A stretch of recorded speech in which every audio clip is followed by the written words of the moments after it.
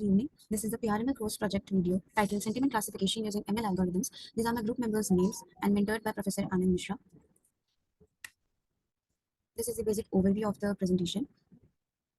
In the domain of web-based companies, understanding customer sentiment towards products has evolved beyond simple keyword matching. These are the challenges faced. Let's focus on the first challenge, which is machine translation hurdles, which involve automatically translating text from one language to another using computational methods. The second challenge is data imbalance issues, which refers to certain sentiment classes such as neutral sentiments, very positive or very negative sentiments. Let's focus on the third challenge, which is the irony and sarcasm interpretation, which involves conveying meanings that diverge from the literal interpretation of the words used. So, continuing further from where Anushka left, myself Mehak Panjani, stating the objective for this project. This project basically we have to develop certain ML models for accurately determining the emotions of the sentiments of in the product reviews. So this data is very crucial and helpful for the big companies to recognize the importance of their products and basically increasing their improvements in further model processing, and their product is improved by that.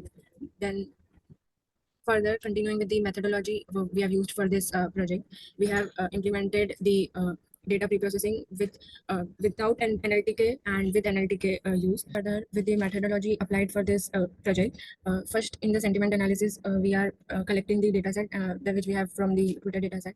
Then we preprocess the data, like cleaning the data and preparing the important data by using the natural language toolkit, and without using it, and maintain and documented the differences obtained in accuracy of different analyses of models by their accuracies and comparing the difference. And also we analyze this on the training data to get the final output by testing it on the testing data. So these are the models which we have applied, like KNN, SVM, logistic regression, and also we have used this vectorizer method to transform the data into numbers or vectors, and we have removed the data cleaning by important non-important URLs, HTML tags, punctuation, and numeric characters.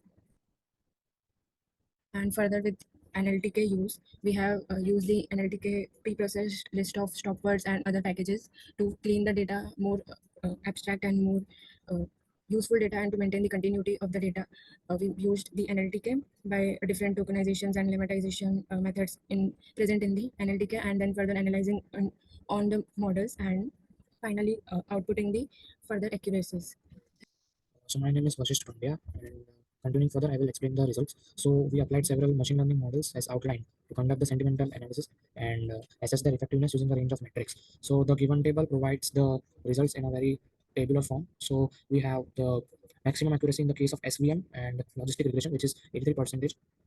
Going further, we can show the results of accuracies through a graph. So the model performance with NLTK, in the case of testing accuracy, we have the maximum in the case of RBF kernel with SVM classifier.